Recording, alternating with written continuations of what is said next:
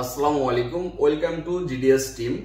তো আজকের যে বিষয়ে আমরা ক্লাসটা নেব এটা হচ্ছে ভিভোর যে ফোনগুলা এইগুলোর যে ডেমো রিমুভ এটা নিয়ে।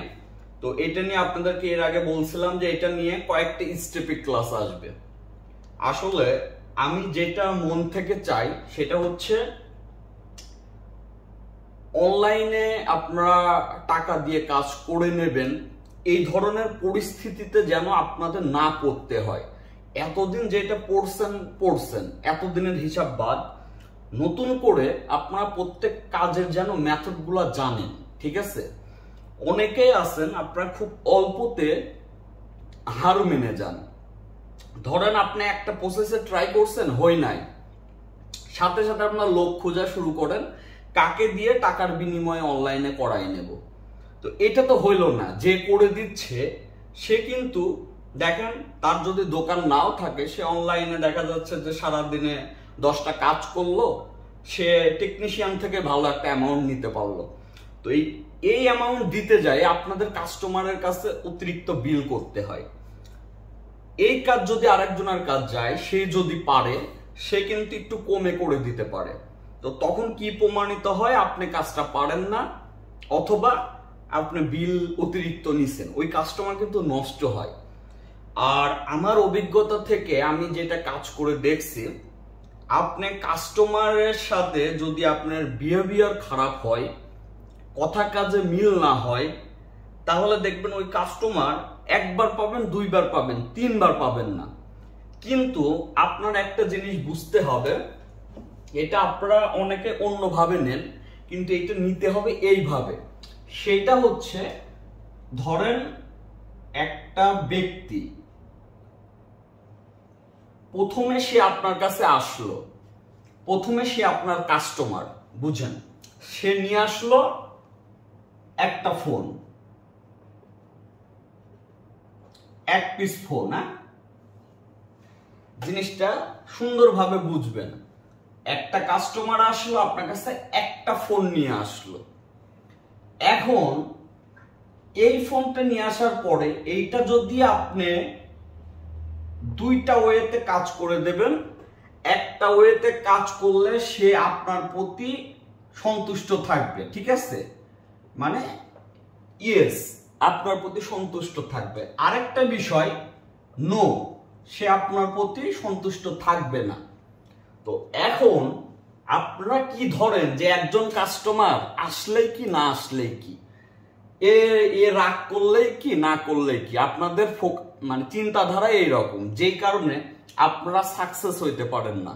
কাজ করতেছেন অনেক বছর ধরে, কিন্তু মানে যোগফল শূন্য, বিষয়টা এইটা। তো এখন যদি আপনি এইভাবে ধরেন, এই কাস্টমারের পরিবারের সদস্য আছে ধরেন 5 জন।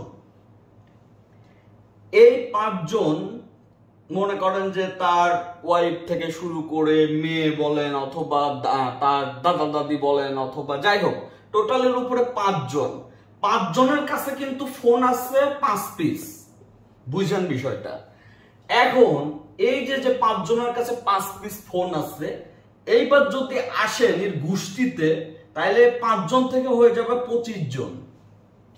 তাহলে 25 জনের কাছে মিনিমাম ফোন আছে। এখন ওই গড়ে পত্তায় একটা করে ফোন ঠিকই থাকে, আমি ধরলাম বাচ্চা বাদ দিয়ে 25 জনের কাছে 20 পিস ফোন আছে। তো দেখেন, আপনি এই একটা ফ্যামিলির থেকে কিন্তু 20টা ফোনের কাজ পাওয়ার সম্ভাবনা থাকে, যদি আপনি ওইভাবে ফোকাস করেন এই একটা কাস্টমারকে। এখন আপনি যদি এই প্রথম কাস্টমারকে যদি আপনি ভালো সেবা না দিতে পারেন, আপনি কিন্তু এই 20 পিস কাজ আপনি পাবেন না। এই 20 পিস কাজ ছড়ায় যাবে 20টা টেকনিশিয়ানের মাধ্যমে। তো আগে বুঝতে হবে, আপনি ধরেন এই কাজটা করে লাভ করছেন একটু কম, কিন্তু যখন এই 20টা কাজ করবেন তখন কিন্তু আপনার হিউজ পুষায় যাবে। অনেকেই আমাদের প্রশ্ন করেন, ভাইয়া আপনারা ট্রেনিং দেন এত কমে কিভাবে? আপনাদের থেকে নর্মাল সাপোর্ট দিয়ে লাইফ টাইম সাপোর্ট দিচ্ছে না, তারপরেও তারা অনেক বেশি টাকা নিচ্ছে, মানে মিনিমাম 20,000 টাকার নিচে কথাই বলে না। একটা জিনিস বুঝবেন, তো আপনাদের এত কমে কিভাবে? এখন আমার বিষয়টা বোঝেন, আমার এই 20,000 টাকা একজনের কাছ থেকে নেওয়ার দরকার নাই তো।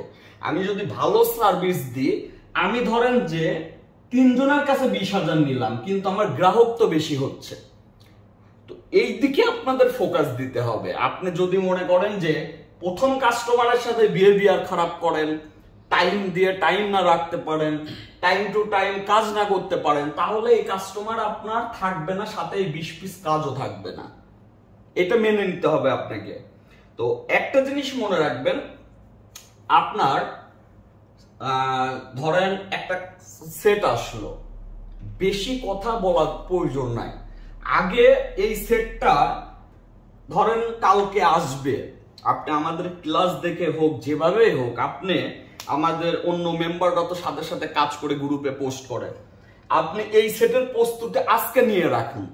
এতে কি হবে দেখেন, আপনার কাস্টমার আসবে, আপনার এই সেটটা আসলে আপনি বলতে পারছেন যে এই সেটের হ্যাঁ কাজ আমি পারি। তো যখনই আপনি পারবেন, আপনাদের মেন সমস্যা সেট যখন টেবিলে চলে আসে তখন হায় হতাশ করেন। তো টেবিলে চলে আসার পরে হায় হতাশ করে তো লাভ নাই, আপনি আগের থেকে প্রস্তুতি নিতে সমস্যা কি?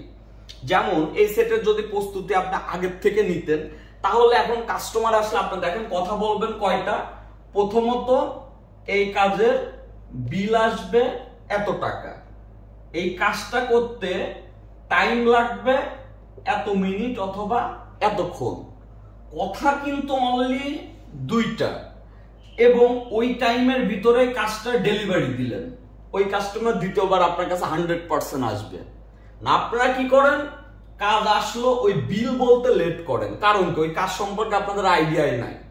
এখন কি হয়, কাস্টমার আগেই বুঝে যায় যে এখানে আমতা আমতা করতেছে, মনে হয় কাজ হবে না।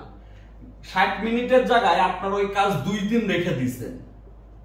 এই কাস্টমার আপনি আশা করেন কিভাবে আপনার দ্বিতীয়বার আপনার দোকানে আবার আসবে? এটা আশা করাটাই বোকামো। তো আগে এইগুলা ঠিক করতে হবে। তো যাই হোক, এখন আমরা সরাসরি ক্লাসে চলে যাব।